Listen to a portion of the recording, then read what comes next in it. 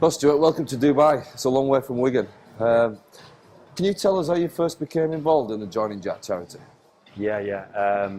I work for a digital agency in Wigan, and in doing so, we were introduced to Andy, who is a supplier to the company. And in working with Andy, I became friends with him, and we reminded each other of a very dim and distant past back at St Mary's Primary School, where we both grew up and then went separate ways. But yeah, we became friends through work, and in learning about the problems that Andy faces, it was important for me to do what I could do, which is look at creating a brand, look at creating a website, look at creating as much support as I could gather together for his cause, which is raising awareness for Duchenne muscular dystrophy and looking for a cure through funding. Yeah. So obviously you've come up with the Joining Jack, you've come up with the logo, and most recently the JJ salute, which has, you know, taken the sporting world and the celebrity world by storm. How did these ideas come into your head? Well, I suppose one of the things that Andy had told me about was the research that's going to go into finding a cure, which is about, amongst other things, exon skipping. And what we talked about was a joining together of two exons, which leaves one exon out. And what that did in my mind conceptually is it got me into thinking about the idea of joining together. And I suppose that, and the fact that Jack's name is JJ, Jack Johnson, the two J's, the idea that they could link together was kind of the basis of it. But then obviously things sort of went further than that. We found a typeface, which in playing with, I found that I could join the two words together. So it became a theme. On the back of that, we've had many discussions which you've been involved with, where we've talked about how we raise awareness. And the game before the Magic Weekend, I saw Sam dive in for a try in the corner, and he pointed at the camera as he put the ball down, which got me thinking about how that particular try scoring celebration might raise awareness. And so I got my son, who's also called Jack, to take a photograph of my fingers linked together, which I then sent on to you, and I think you did the rest. You got Sam to get involved, and as you said, Sam will do anything for us, and from there it's just gone crazy.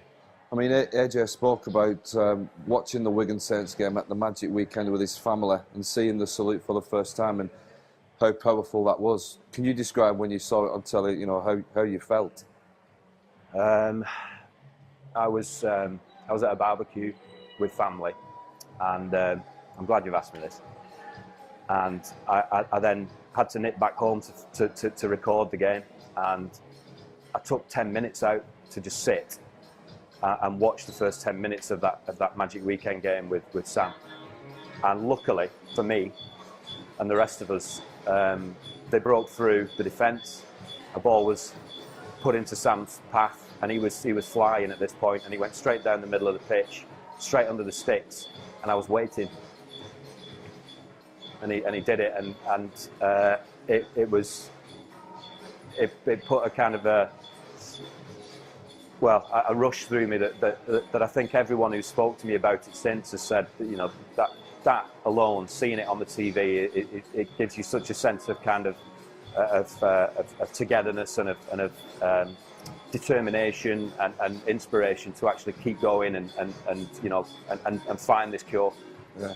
It's pretty unbelievable from Sam that in the heat of the battle, scoring a try, such a big occasion against Saints, instantaneously, you know, that's on his mind. You know, it's not just Sam. Effort. You know, Sam has been fantastic in getting this going, but you know, it's ignited, and you've got a lot of players who are following suit, and it's, you know, it's not, you can see it's a natural thing. It's a natural thing. Yeah. You know, the guys want to get involved, and you see that the salute comes either as they're walking back or straight away. You know, as soon as the ball's been put down. Josh Charnley did it for us the other week. I saw that one, and it was as soon as the ball was down, he was straight to camera. I mean, the rugby league fraternity has come together, no doubt. You know, we're a very close family, and you know, they're all helping.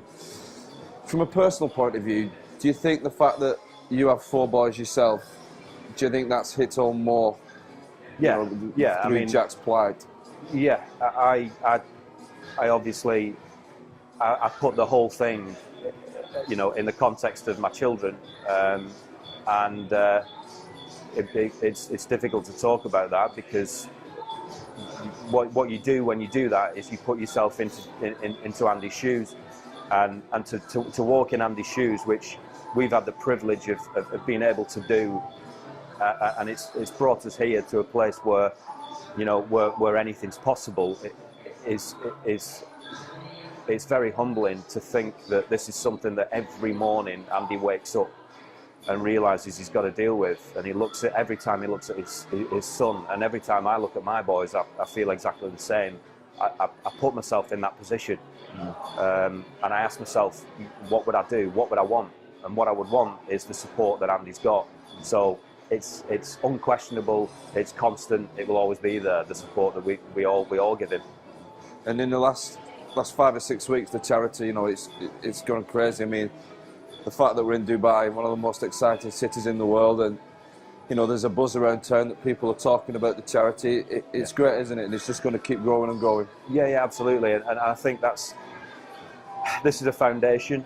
There's a lot of building work going on in this place, and we've got a lot of building work to do. You know, we've got to keep going. We've got to make it as exciting and as full of hope and as full of opportunity and possibility as we possibly can, and we've got to do that in Jack's lifetime. That's my aim. Let's get this sorted.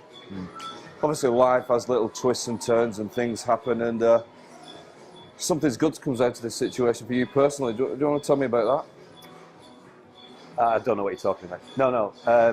I do know what you're talking about.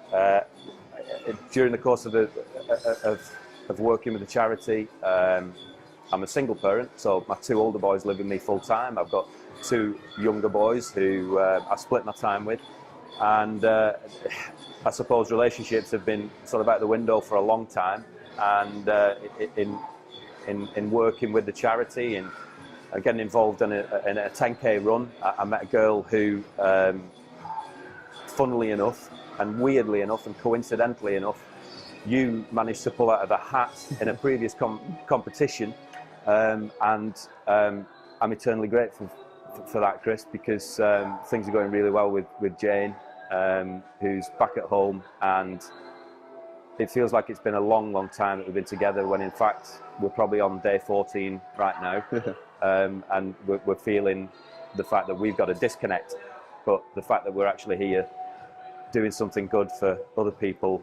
And you know, again, the irony of connections, it's been great, and hopefully that'll flourish like everything else that we're doing. Yeah, we're here to raise awareness of Duchenne muscular dystrophy. Obviously, that's massive, and that's the main objective of us being here.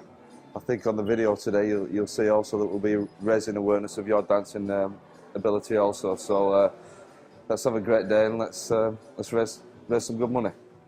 Thanks for your time and your contribution.